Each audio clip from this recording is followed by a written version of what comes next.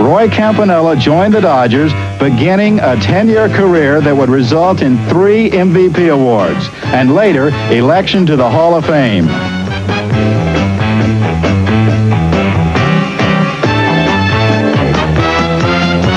That same year, Cleveland's Larry Doby, the American League's first black player, hit .301, helping the Indians win only the 2nd pennant in their history.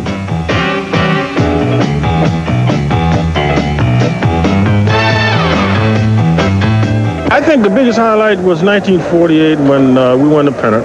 And a fellow by the name of Steve Gromek pitched a certain game, and I was lucky enough to hit a home run to win the game. And of course, after the game was over, we embraced each other.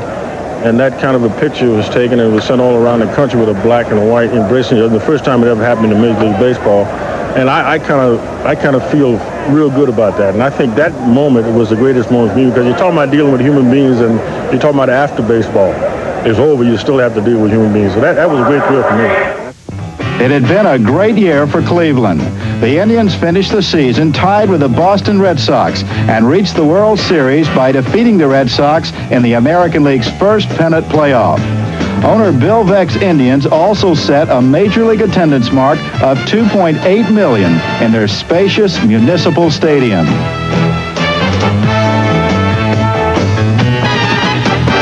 The leaders of the Indians were player-manager Lou Boudreau, who hit .355, right-hander Bob Lemon, who had his first of 7 20-win seasons, and rapid Robert Feller, who'd set a single-season strikeout record 2 years earlier and would pitch 3 no-hitters and 12 one-hitters in his career.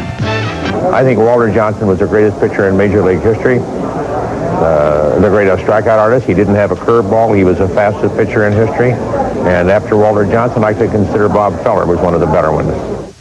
When I joined Cleveland, I was an infielder, and I was awed by Bob Feller and the guys that were on the staff then. And then when I became a pitcher, Mel Harder was my coach, and he taught me, the things that he had learned over 20 years.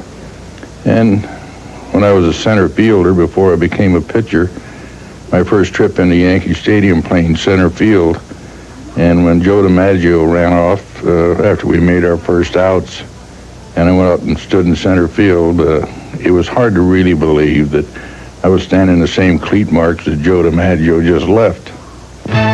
The Boston Braves were the Indians' opponent in the series, and they too had impressive talent, like Warren Spahn, who in his 3rd full season showed the form that would make him the National League's all-time leading left-hander with 363 wins.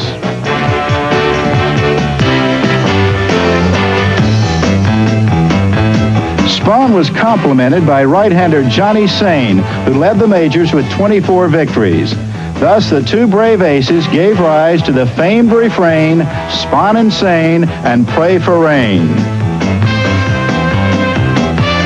In Game 1, Feller and Sain pitched shutout ball until the 8th inning, when Feller and shortstop Boudreau tried to pick off Phil Macy at second. Macy was called safe, but a nation of fans who never saw the play argued he was out. Tommy Holmes later drilled a single to score Macy as the Braves won 1-0.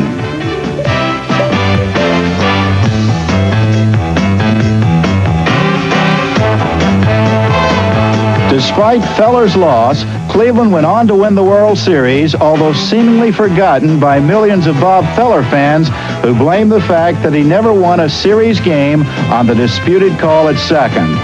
All the Indians, however, were content to celebrate their 2nd World Championship. When we look back on all of it, the 1940s will most be remembered for the breaking of the color barrier and, of course, the great moments of Larry Doby and Jackie Robinson.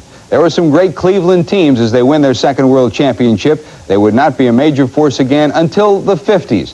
And next time, we'll take a look at the 1950s in Major League Baseball. For Warner Fussell, I'm George Grand for Baseball's Greatest Hits.